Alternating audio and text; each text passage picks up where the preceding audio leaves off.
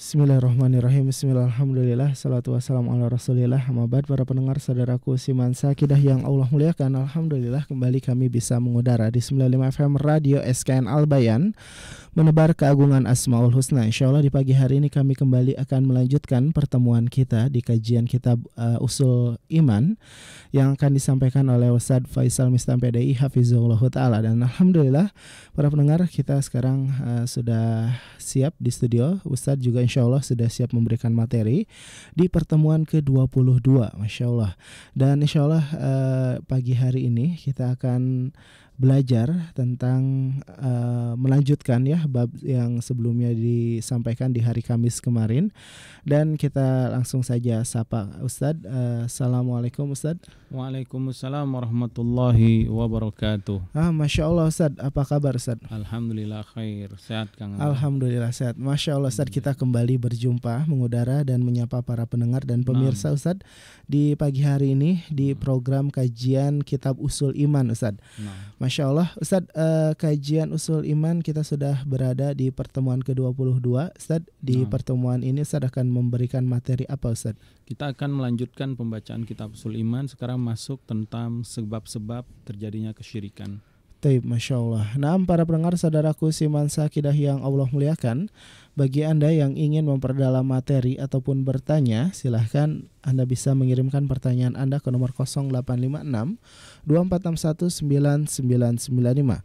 Sekali lagi di 0856 2461 9995. Dan kita langsung saja simak materi pembahasan yang akan disampaikan kepada Ustadz. Kami persilahkan. Bismillahirrahmanirrahim. Assalamualaikum warahmatullahi wabarakatuh. Waalaikumsalam warahmatullahi wabarakatuh. Innal hamdalillahi nahmaduhu wa nasta'inuhu wa nastaghfiruh wa na'udzu billahi min syururi anfusina wa min sayyiati a'malina. Man yahdihillahu fala mudhillalah wa may yudlil fala hadiyalah. Asyhadu an la ilaha illallah wahdahu la syarikalah wa asyhadu anna Muhammadan 'abduhu wa rasuluhu, amma ba'd. Allahumma inna nas'aluka ilman nafi'a wa rizqan thayyiba wa amalan mutaqabbala. Allahumma arinal haqqa haqqa warzuqna ittiba'ah wa arinal batila batila warzuqna ijtinabah. Rabbi shrah li sadri wa yassir li amri wahlul 'uqdatam min lisani yafqahu qawli. Ikhwati fid din, saudara-saudaraku kaum muslimin yang dirahmati Allah Azza wa Jalla. Alhamdulillah di pagi yang penuh berkah ini kita melanjutkan pembacaan kitab para ulama ya. Di antara ikhtiar kita menuntut ilmu, di antara amalan kita yaitu menuntut ilmu, membaca kitab-kitab dari para ulama, dan kita sedikit menjelaskannya sebagian yang sudah kita baca, dan kita akan melanjutkannya. Mudah-mudahan amalan ini menjadi amalan yang mulia yang Allah catat sebagai amalan kita untuk mendekatkan diri kepada Allah Azza wa Jalla, khususnya di 10 awal Zulhijjah ini yang kita sudah masuk di hari ke-6 ya. Kemudian ikhwatu fiddin rahimani wa rahimakumullah, salat serta salam kita haturkan ke Nabi kita Muhammad sallallahu alaihi wa ala alihi wasallam. Dan mudah-mudahan salat serta salam juga tercurahkan kepada sahabat-sahabat beliau, kepada pengikut-pengikutnya, umatnya hingga akhir zaman. Kita lanjutkan pembacaan kitab Usulul Iman fi Dha'il Kitab wa Sunnah tahta nuhbati minal ulama. Sebelumnya kita telah membahas tentang pembahasan baru yaitu Mabahatsur Rabi, pembahasan yang keempat tentang syirik, kufur dan macam-macamnya. Kita sudah menjelaskan apa pengertian syirik, di mana secara bahasa artinya syirik itu adalah taswiyatu baina syai'ain, menyamakan dua hal. Dan yang dimaksud dengan makna secara umum dan juga nanti ada makna secara khusus ya. Makna secara umum artinya taswiyatu ghairillahi billah, menyamakan selain Allah kepada Allah, yang fima huwa min khasaisihi subhanahu wa ta'ala, di mana itu hanya kekhususan milik Allah. Jadi ada syirik yaitu ketika seseorang menyamakan Allah dengan makhluk. Begitu juga makna secara khusus yaitu seseorang mengambil tandingan-tandingan selain Allah, seperti dia berdoa kepada tandingan itu sebagaimana dia berdoa kepada Allah, dia mencintai sebagaimana mencintai Allah, dan seterusnya. Kemudian kita juga sudah membacakan al-adillatu ala zami syirki wa bayani khatarihi, yaitu dalil-dalil tentang celaan bagi pelaku syirik. Allah mencela, Allah mencela dan menghina orang-orang yang melakukan kesyirikan, dan Allah menjelaskan bahayanya syirik. Di antaranya kita sebutkan bahwasanya perbuatan syirik, terutama syirkul akbar, syirik besar ya, kufur atau murtad atau tidak menerima ajaran Islam atau melakukan perbuatan-perbuatan syirik besar, ini diancam, bahkan Allah menetapkan bahwa nggak akan Allah ampuni di hari kiamat, kecuali kalau dia bertaubat semasih hidupnya ya. Kemudian Allah menetapkan juga bahwasanya syirik ini kezaliman yang paling zalim di dunia. Kenapa? Karena dia menzalimi Allah Azza wa Jalla. Kemudian yang ketiga, Allah menyebutkan bahwa syirik ini menghapus amal. Kalau dia syirik besar, seluruh amalnya dihapus. Kalau itu syirkul asghar, syirik yang kecil, syirik yang khafi, maka itu akan menghapus amal yang dia lakukan secara syirik, seperti riya atau sum'ah. Kemudian di antara keburukan atau bahayanya syirik, bahwasanya seseorang yang melakukan syirik, bi anna fihi tanaqqusan li rabbil alamin, sesungguhnya dia telah merendahkan Allah Azza wa Jalla. Kenapa? Karena dia telah menyamakan makhluk dengan Allah. Jadi ini merendahkan kemuliaan Allah Azza wa Jalla. Kemudian yang selanjutnya, Allah mengancam orang-orang yang melakukan syirik besar ya, yang menyekutukan Allah Azza wa Jalla. Maka orang tersebut diharamkan baginya surga. Dan itu dalil-dalilnya sudah kita bacakan pada pertemuan yang berikutnya. Kita lanjutkan. Qala al-masyaikh hafizahumullah ta'ala fi kitabihim usulul iman fi dha'il kitabi wa sunnah. Jim, sababu wuqu'i syirik, sebab terjadinya kesyirikan. Jadi di pembahasan ini para ulama akan menjelaskan mengapa manusia kok bisa jatuh ke dalam kesyirikan. Ya. Nanti akan disebutkan awal mula terjadi kesyirikan itu di zaman siapa. Sehingga syaitan menjadikan senjata mereka ini, menjadikan godaan mereka dalam rangka menyesatkan manusia melalui pintu ini, pintu kesyirikan. Dan ini telah terjadi dulu di zaman awal-awal manusia, berkembang di zaman Nabi Nuh alaihissalam. Ya. Jadi ini yang akan dibahas oleh para ulama.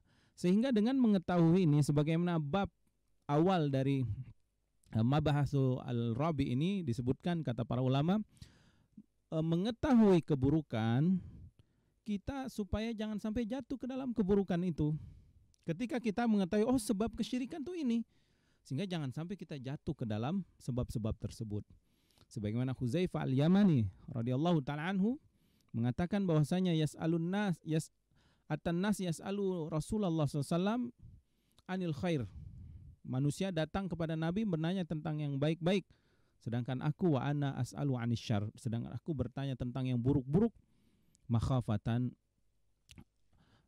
litudrikani ayyudrikani, aku takut jangan sampai keburukan itu mengenaiku.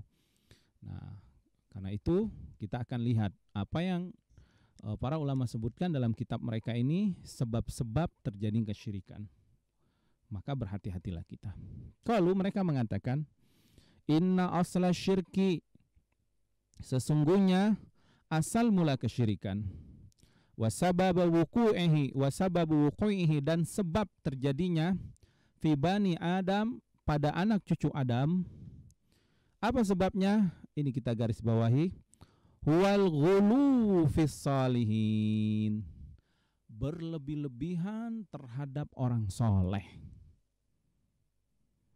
berlebih-lebihan mengagung-agungkan orang soleh dalam ta'zim kepada mereka. Sehingga yang seharusnya ta'zim dalam peribadahan itu hanya milik Allah, tetapi ta'zim ini diberikan kepada orang-orang tersebut. Ini dia sebabnya, ya, huwal ghulu fis salihina al mu'azzimin, yaitu orang soleh yang diagung-agungkan. Wa tajawuzul haddi fi itra'ihim wa madhihim, dan melampaui batas dalam menyanjung memuji-muji mereka, wassana'i alaihim.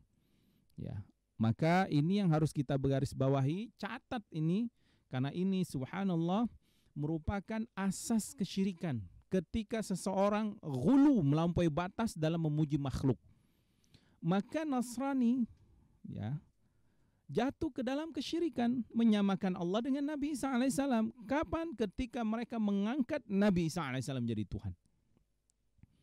Begitupun orang-orang Yahudi terhadap Uzair, dan begitupun orang-orang, ternyata mereka mengikuti pendahulu mereka, yaitu jalan yang sesat yang dibuat oleh syaitan di zaman Nabi Nuh alaihissalam. Ketika umat Nabi Nuh alaihissalam ghulu, berlebih-lebihan terhadap orang-orang soleh, lalu mereka bikinkan, setelah meninggal dibikinkan gambarnya, dibikinkan patungnya, lalu hilanglah ilmu tentang pembuatan patung. Maksudnya dulu mereka awal membuat patung untuk mengingat saja, tetapi lama-kelamaan orang tua mereka tidak menjelaskan ke anak cucunya apa tujuan dibuat patung. Masuklah syaitan di sana, menghembus-hembuskan bahwa dulu orang tua kalian beribadah kepada patung ini, menyembelih kurban di kuburan mereka, meminta diturunkan hujan kepada ahli kubur tersebut, sehingga mereka pun menyembah, akhirnya beribadah kepada orang-orang soleh tersebut. Jatuhlah mereka ke dalam kesyirikan, maka Allah utus Nabi Nuh alaihissalam untuk mengembalikan fitrah mereka. Sebagian besar mereka menolak dakwah Nabi Nuh alaihissalam. Lalu Nabi Nuh alaihissalam pun dizalimi, dicaci, dihina, dimaki, bahkan diusir, bahkan ingin dibunuh. Maka Allah menyelamatkan Nabi Nuh alaihissalam dengan membuat perahu yang besar, dan mereka pun terkena azab yang sangat besar, yaitu banjir bandang yang menimpa mereka. Bahkan istri dan salah satu istri dan anak Nabi Nuh alaihissalam pun tidak mau ikut ajaran Nabi Nuh, mereka pun celaka. Lalu para ulama membawakan dalil, ya. Qala Allah Ta'ala, Allah berfirman di dalam surat Nuh ayat ke-23-24. Jadi kisah yang kami sebutkan tadi, ini ayatnya, ini dalilnya, jelas ayatnya, jelas dalilnya, ya. Bukan kisah-kisah yang dibuat-buat oleh para ulama atau kisah-kisah yang dibuat-buat oleh tukang cerita, bukan. Ini kisahnya langsung dari Allah Azza wa Jalla, menceritakan kejadian dahulu yang kita nggak tahu, ya. Kejadian dahulu, kisah-kisah terdahulu. Kalau Al-Quran yang menceritakannya, maka orang-orang mukmin, orang-orang muslim wajib mengimaninya bahwa kisah ini benar. Tidak akan pernah ada kesalahan pada kisah itu. Wa tammat kalimatu rabbika sidqan wa adlah, kata Allah. Dan sempurnalah firman Allah ini sidqan, yaitu sebagai firman yang paling benar, paling jujur. Kalau Allah menceritakan qisasul anbiya, kisah-kisah orang terdahulu dari kalangan para nabi, pasti itu yang terjadi di kalangan mereka. Apa kisahnya? Kisahnya panjang, cuma para ulama menukil sebagian ayatnya saja. Karena karena membahas pada masalah ini.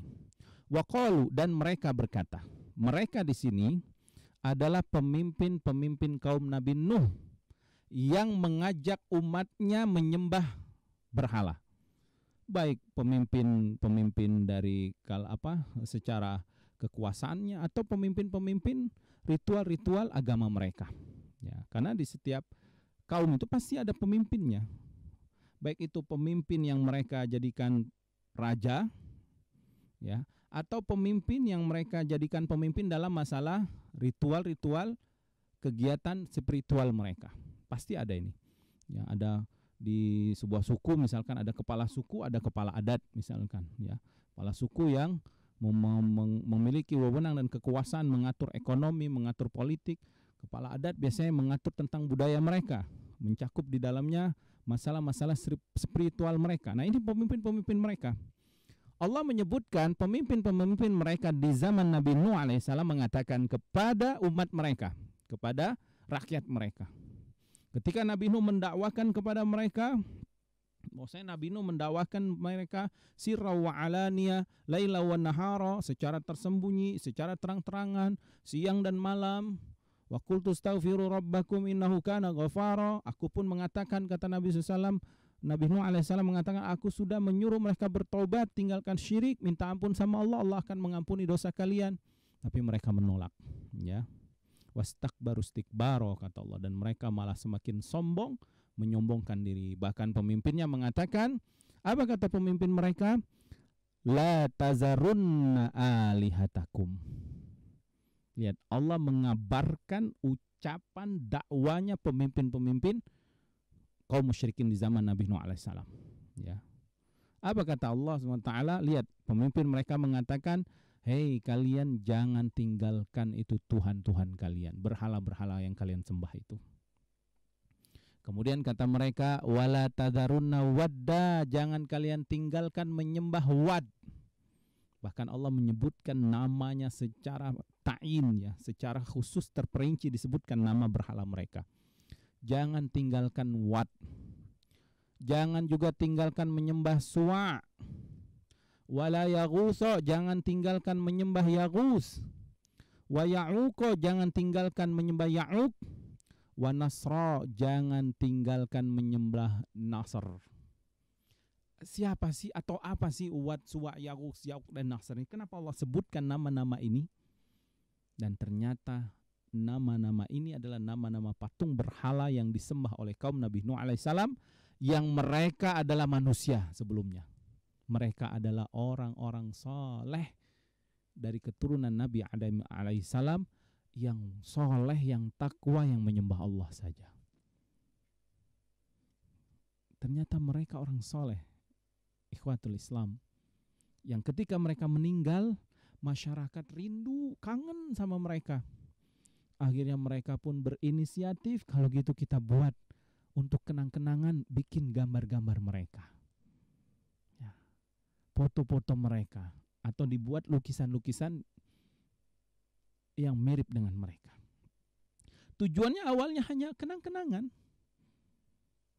Ya, seperti kita sekarang nih, kita kalau ada orang yang kita cintai, pasti kita pengen berfoto dulu kan, supaya dapat kenang-kenangan.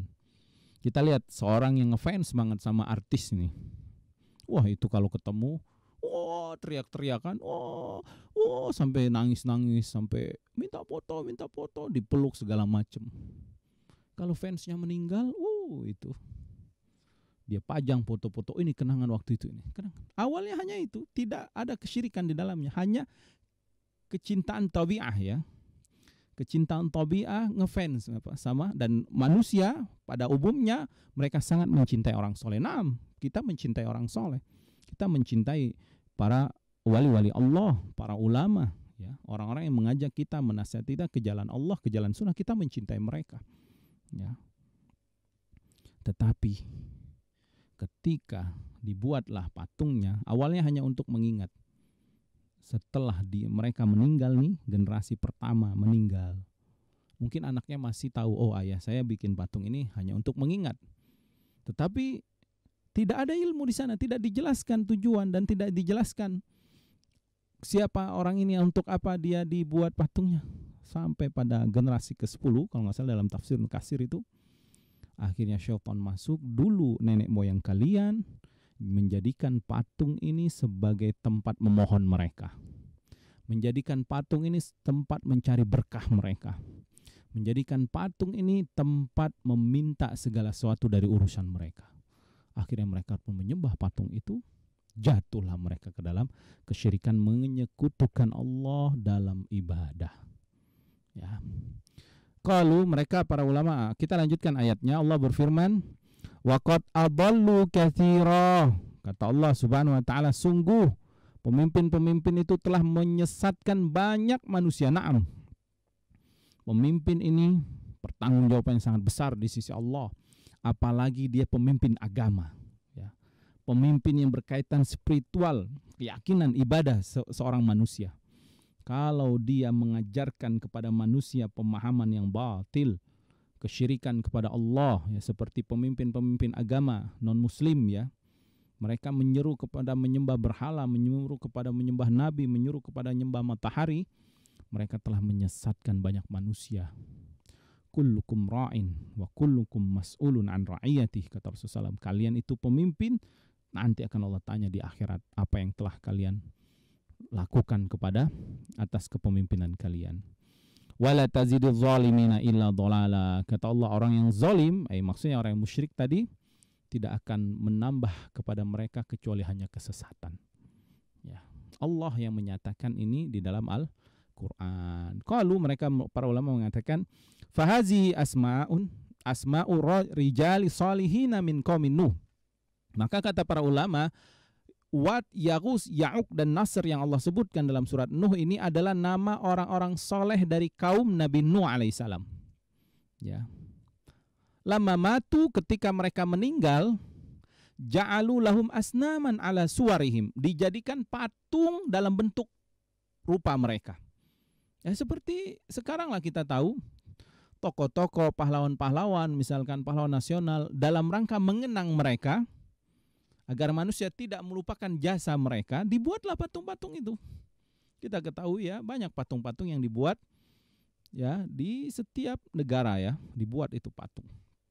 Ya, mereka bikin patung yang besar menunjukkan ini tokoh yang terkenal ya.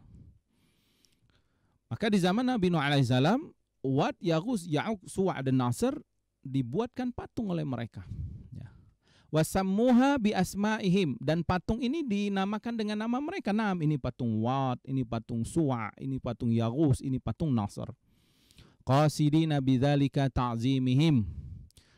Maksudnya pertama itu dalam rangka memuliakan mereka. Tujuan utama itu hanya ingin memuliakan. Wah, ini adalah orang yang berjasa, orang yang soleh, yang selalu menasehati kita, yang selalu mengajak kita kebaikan. Taib, kita sangat rindu kepada mereka, sangat cinta, maka kita muliakan, kita bikin kenang-kenangan patungnya. Wa takhlidi dzikrihim, dan supaya mereka bisa mengenang mereka terus. Ya. Wa tadzakuri fadlihim, dan nanti mereka bisa memuji-muji mereka, menyebutkan keutamaan. Jadi ketika ketemu, ini kan Wad, ini adalah ulama yang baik, orang yang soleh, yang selalu mendoakan kita. Dia sangat baik. Dia pernah berinfak kepada kita, dia pernah memberikan ilmu, dia pernah berbuat baik, mendamaikan kita, dan yang lainnya. Ya. Ila anna ala bihim, sehingga keluarga mereka, ya, al-amru ila ibadatihim, sehingga keluarga mereka jatuh, ya, anak cucu keturunan mereka jatuh kepada sehingga mereka menuhankan mereka, ya beribadah kepada mereka. Wa yashhadu li hadza ma ruya Ibnu Abbas radhiyallahu anhu annahu qala. Nah, kemudian ayat ini ditafsirkan oleh Ibnu Abbas. Jadi yang kita ambil ya ilmu dari Al-Qur'an, dari hadis, dan apa yang ditafsirkan oleh para sahabat. Ini jelas ya, dalilnya sangat jelas. Ibnu Abbas radhiyallahu taala anhu ya menyebutkan, apa kata beliau? Saratil ausan allati kanat fi qaumin Nuh fil Arab ba'd. Ya. Patung-patung ya itu terbuat, kenapa ada patung-patung?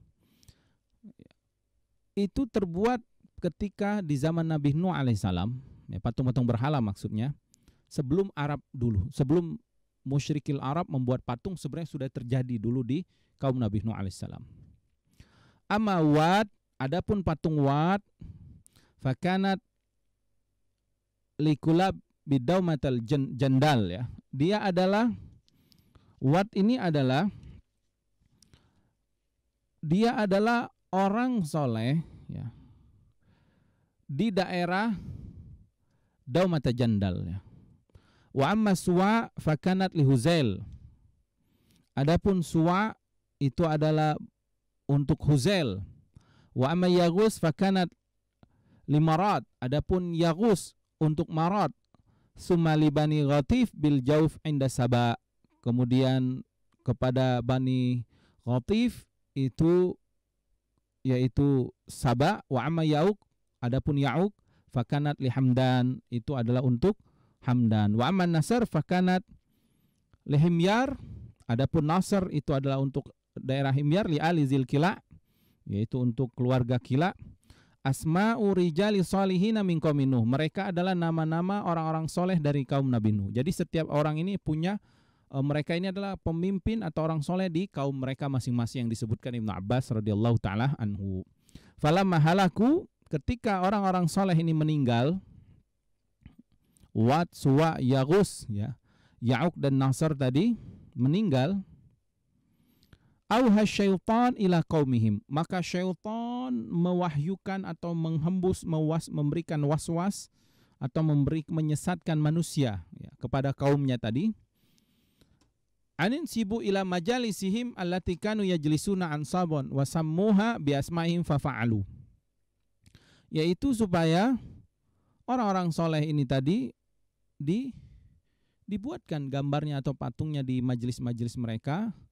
Ya, lalu mereka menamakan dengan nama-nama ini. Kemudian fafa'alu, mereka lakukan. Falam tu'bad, awalnya enggak mereka sembah, hanya sebatas kenangan tadi sudah kita sebutkan. Hatta idza halaka ulaika, sehingga orang-orang pertama, generasi pertama yang membuat patung itu binasa, masanya atau bukan binasa apa? Generasi pertama itu sudah berganti pada generasi berikutnya, wa nusikhal ilm, dan tidak diberitahukan ilmu bahwasanya patung ini hanya untuk kenang-kenangan. Nusikhal ilm, dihapus ilmu, dihapus pengetahuan tentang tujuan dibuat patung itu. Ubidat, akhirnya patung-patung yang dinama-namai tadi disembah.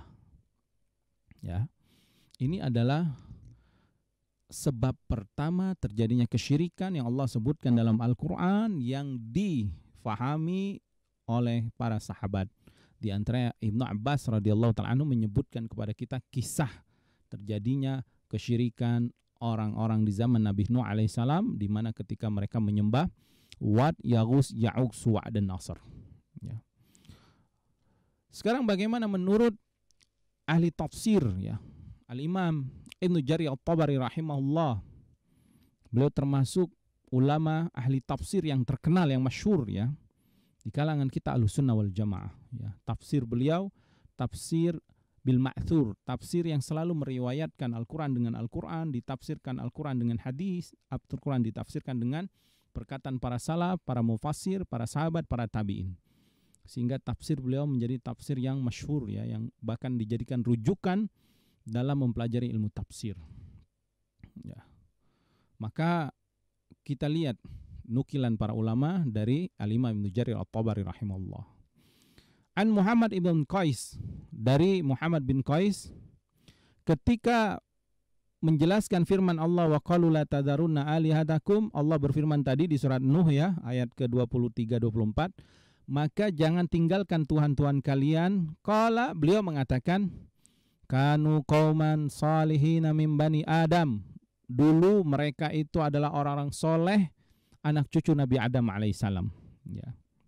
Mereka adalah orang soleh. Jadi Wad, Suwa, Yaghus, Ya'uq, Nasr yang disebutkan tadi nama-namanya oleh Allah dalam Al-Quran, yang disembah oleh kaum Nabi Nuh, itu awalnya orang soleh.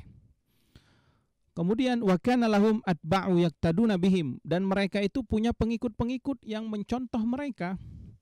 Jadi orang-orang soleh, orang soleh sudah sunatullah, mereka pasti ada orang yang mengikutinya, karena fitrah manusia itu fitratallahi allati fataran nas 'alaiha la tabdila li khalqillah. Manusia itu punya fitrah yang Allah ciptakan, jiwa yang baik yang menyenangi orang yang baik ya. Kalau jiwanya hanif, kalau ada orang soleh yang baik yang mengajarkan kebaikan, dia langsung mencintai, dia langsung mengikutinya, dia langsung mengikuti, mencontohnya, menjadi figur utamanya. Maka Wad, Suwa, Yaghus dan Nasr ini banyak pengikutnya karena mereka orang soleh di zaman itu. Falamma matu, ketika orang-orang soleh ini meninggal, qala ashabuhumul ladzina kanu yaqtaduna bihim, berkatalah pengikut-pengikut tadi ya, orang solehnya meninggal atau gurunya meninggal, ulamanya meninggal, kiainya meninggal, berkatalah murid-muridnya ini tadi, pengikut-pengikutnya kepada sesama mereka, lau sawwarnahum, coba kita gambar dia, mereka yuk guru kita. Awalnya itu karena mereka rindu, kita bikin aja gambarnya, kita gambar mereka. Karena asywaq lana ilal ibadah idza dzakarnahum, karena kalau ada mereka, nah ini awalnya, kalau ada guru kita, ada patungnya, ada gambarnya, ini kita jadi rindu untuk ibadah ketika melihat mereka. Jadi tujuan mereka awalnya dulu membuat gambar atau membuat patung orang soleh tersebut, tujuan mereka supaya kalau mereka melihat patung gurunya, mereka jadi semangat ibadah kepada Allah. Oh, guru saya, kan saya harus rajin sholat lagi, saya harus rajin bersedekah, saya harus rajin berzikir. karena guru saya dulu mengajarkan seperti itu. Awalnya itu. Fasawwaruhum, lalu akhirnya mereka bikin patungnya, bikin gambarnya. Falamamatu, nah ketika pengikut-pengikut ini meninggal tadi ya, murid-murid dari Wat, Suwa, Yaus dan Naksar ini meninggal. Waja'a akharun dabba ilaihim iblis. Tiba-tiba iblis pun menyusupi dari anak cucu keturunan mereka. Faqal, dan iblis mengatakan kepada anak cucu yang membuat patung tadi, innama kanu ya'budunahum. Sungguh kata iblis, orang tua kalian, nenek moyang kalian dulu menyembah patung ini, beribadah kepada patung ini. Wabihim yaskun, dan dengan patung ini mereka meminta hujan. Yaskun al-matar, ya. Fa'abaduhum. Akhirnya anak-anak cucu dari pengikut-pengikut tadi yang sudah meninggal generasinya menyembah patung ini. Terjadilah kesyirikan, menyembah kepada selain Allahu Azza wa Jalla. Ikhwati fiddin rahimani wa rahimakumullah, inilah sebab utama dalam sejarah kemanusiaan ketika mereka jatuh ke dalam kesyirikan. Naam, ada peran iblis di sana. Iblis mengambil bagian untuk menyesatkan anak cucu Adam karena mereka sangat benci dengan anak Adam, dengan Adam alaihissalam dan anak cucunya. Maka mereka berusaha bagaimana manusia itu tersesat. Dan termasuk kesesatan yang paling azim di sisi Allah, iblis tahu, syirik. Maka mereka berusaha menjadikan manusia lupa sama Allah atau menyekutukan Allah dalam ibadah. Maka mereka pun akhirnya jatuh ke dalam kesyirikan pada pintu ini, yaitu ghulu, berlebih-lebihan, ta'zimis sholihin, dalam mengagungkan orang soleh dengan cara membuat patung-patung atau batu-batu atau gambar-gambar orang soleh tersebut. Lalu mereka pun akhirnya beristighosa, isti'anah, meminta hujan, meminta jodoh, meminta rezeki kepada orang soleh tersebut. Wa iyadzubillah, ya. Maka kata para ulama, fajama'u baina fitnatain, mereka telah mengumpulkan dua fitnah. Yang pertama, al-ula al-uqufu 'inda kuburihim, mereka selalu i'tikaf di kuburan-kuburan orang soleh tersebut. Nah, ini fitnah dari iblis. Iblis menyuruh manusia, ini orang soleh, maka i'tikaf kalian di kuburannya. Akhirnya mereka pun i'tikaf, ya, di kuburan-kuburan orang soleh tersebut. Al-saniyah, fitnah yang kedua, taswiru suwarihim, mereka membuat gambar-gambar, lukisan-lukisan, foto-foto, bahkan patung-patung orang soleh tersebut. Wa nasabaha fi majalisim wal julusi ilaiha, lalu patung-patung gambar-gambar itu mereka tempel-tempel di majelis-majelis mereka. Ikhwati fiddin rahimani wa rahimakumullah, fa bihada waqa'a syirkul awal marrah fi tarikhil basyariyah. Maka dengan sejarah ini, sejarah kelam manusia jatuh ke dalam kesyirikan, ini terjadi. Maka kesyirikan pertama terjadi karena ghulu, berlebih-lebihan dengan orang soleh, di mana mereka membuat patung-patung, membuat gambar-gambar, foto-foto, lalu itikaf di kuburan mereka. Saat itu iblis masuk menyesatkan mereka, dan akhirnya mereka pun sujud kepada kuburan, minta kepada kuburan. Artinya hati mereka sangat tergantung dengan ahli kubur itu, sebagaimana mereka tergantung dengan Allah. Kita tidak menafikan fitrah manusia tergantung sama Allah, tapi ketika hatinya dibagi dua, tergantung dengan ahli kubur, orang-orang soleh yang disebutkan tadi, Wat, Suwa, Yaus, dan Naksar, maka hakikat dia telah menduakan Allah Azza wa Jalla dalam tawakalnya, dalam doanya, dalam mahabbahnya, cintanya.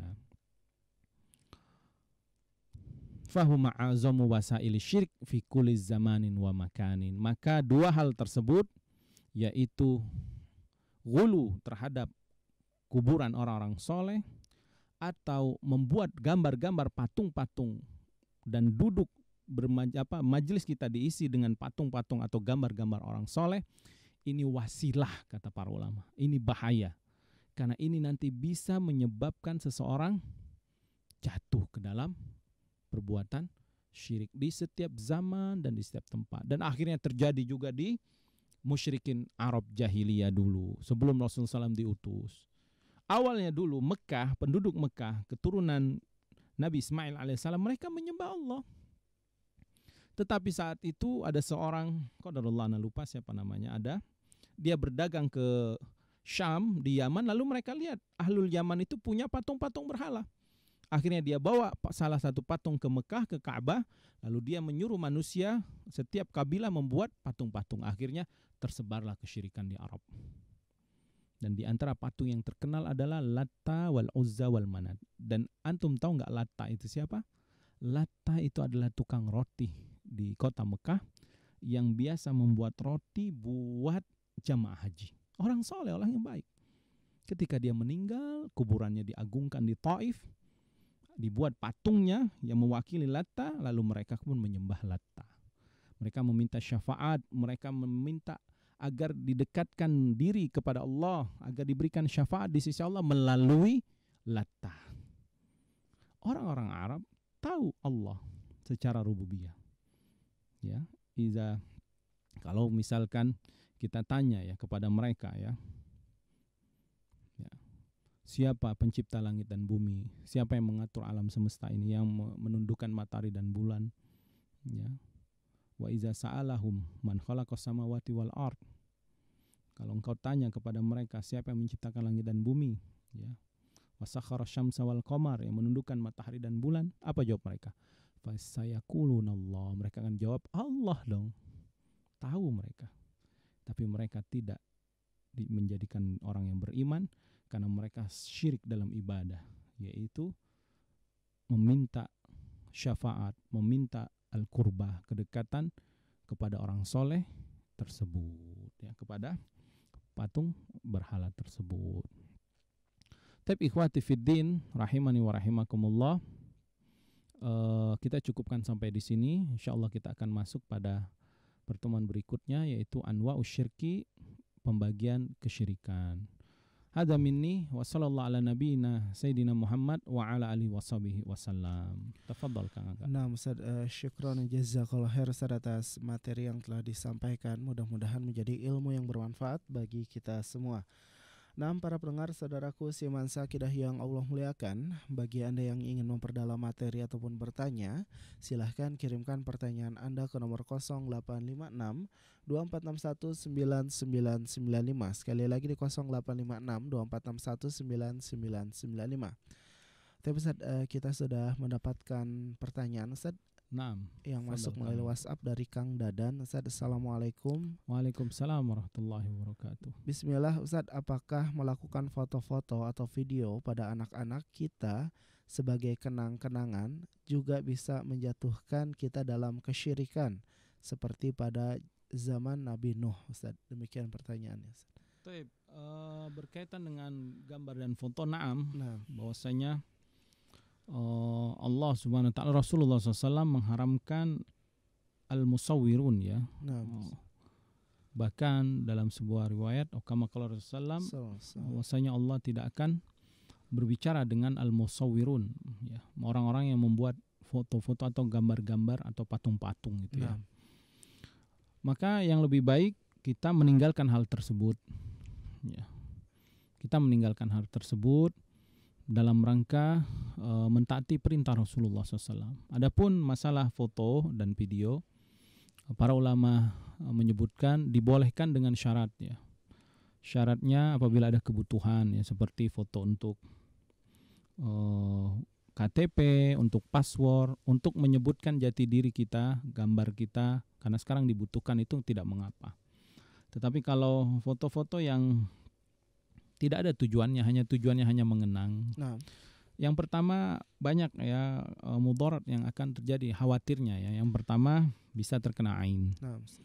Ingat, terkena ain itu tidak hanya melalui orangnya langsung, tapi bisa melalui fotonya. Dan ingat, ain itu tidak hanya dilihat orang lain, bahkan apabila seseorang melihat fotonya dan dia takjub dengan dirinya sendiri tanpa mendoakan keberkahan, mengatakan Masya Allah, Barakallah, termasuk dia takjub dengan anaknya, bisa kena ain juga. Jadi hendaklah ditinggalkan, yang lebih baik kita tinggalkan. Dan juga dengan foto-foto tersebut khawatir kita jadi takjub tadi ya. Atau ini juga bisa menjadi media sihir bagi orang yang benci sama kita. Nah, Dia mencari foto kita lalu dijadikan media sihir. Maka banyak sekali kemudaran. Lebih baik kita hindarkan hal tersebut semaksimal mungkin ya. Kita hindari. Ya, adapun kalau sudah terjadi kita simpan, misalkan sudah dicetak, simpan aja dalam lemari ya. Apalagi jangan sampai dipajang-pajang. Kalau dipajang-pajang, malaikat rahmat khususnya tidak akan masuk ke dalam rumah yang ada gambar-gambar atau foto-foto makhluk hidup di dalamnya. Wallahu ta'ala alam. Nah, Ustaz, syukran jazakallahu khair Ustaz atas jawabannya, mudah-mudahan bermanfaat bagi kita semua. Nah, Ustaz, Anda pernah mendapati ada suatu keluarga Ustaz yang dulu ketika mereka tidak tahu memiliki banyak sekali koleksi foto-foto Ustaz. Setiap kegiatan di foto, dan kalau dulu mungkin lebih zamannya dicetak Ustaz ya. Dicetak foto ke tempat cetak foto. Nah, lalu Ustaz, setelah keluarga tersebut tahu, foto-fotonya itu semuanya dibakar Ustaz. Nah, apakah ini bisa menghapuskan kesalahan yang dulu Ustaz? Nah, insyaallah. Kalau memang, apalagi kalau gambar-gambarnya gambar-gambar waktu dia tidak pakai aurat ya, tidak menutup aurat. Lalu dia berhijrah menutup aurat. Nah, biasa kan gambar-gambar dulu itu kalau menikah terbuka ya, auratnya terbuka. Ya, kalau mau disimpan, simpan, jangan sampai ada yang melihat. Tapi kalau mau dihapuskan ya silakan dihapuskan. Ya. Apa sih tujuannya kita mengenang-enang ya? Lebih baik kita ke masa depan ya. Bagaimana akhirat kita nanti. Wallahu ta'ala alam. Baik Ustaz, Masya Allah, jazakallah khair Ustaz atas nasihatnya. Mudah-mudahan bermanfaat bagi penanya dan bagi kita semua. Tapi Ustaz, kita angkat lagi pertanyaan berikutnya Ustaz. Mungkin pertanyaan terakhir kita dari hamba Allah di Purwakarta. Barakallahu fiik. Bismillah Ustaz. Assalamualaikum Ustaz. Waalaikumsalam warahmatullahi wabarakatuh. Pak Ustaz, apakah tapa di kuburan termasuk iktikaf? Syukran jazakallah khair Ustaz. Nah, i'tikaf itu dari i'takafa ya'takif, artinya dia berdiam diri lama di sana dalam rangka taqarrub ya, dalam rangka muhasabah, merenung. I'tikaf itu ada yang disyariatkan, ada yang tidak disyariatkan.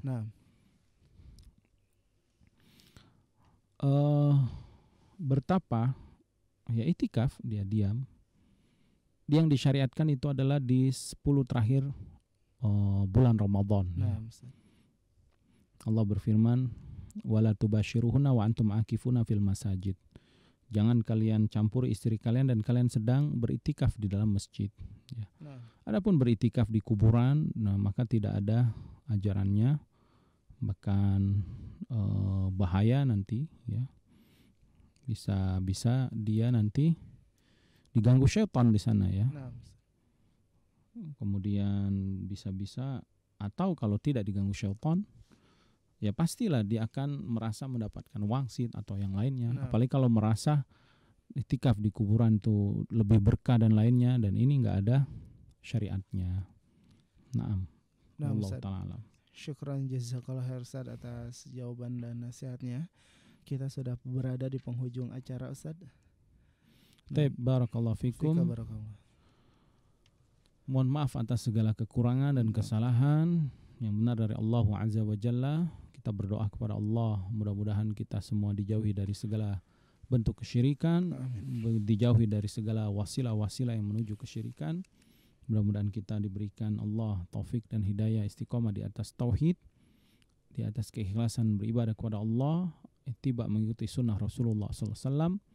Wa sallallahu ala nabiyina Muhammad wa ala alihi wasallam. Subhanakallahumma bihamdika asyhadu an la ilaha illa anta astaghfiruka wa atubu ilaik. Assalamualaikum warahmatullahi wabarakatuh.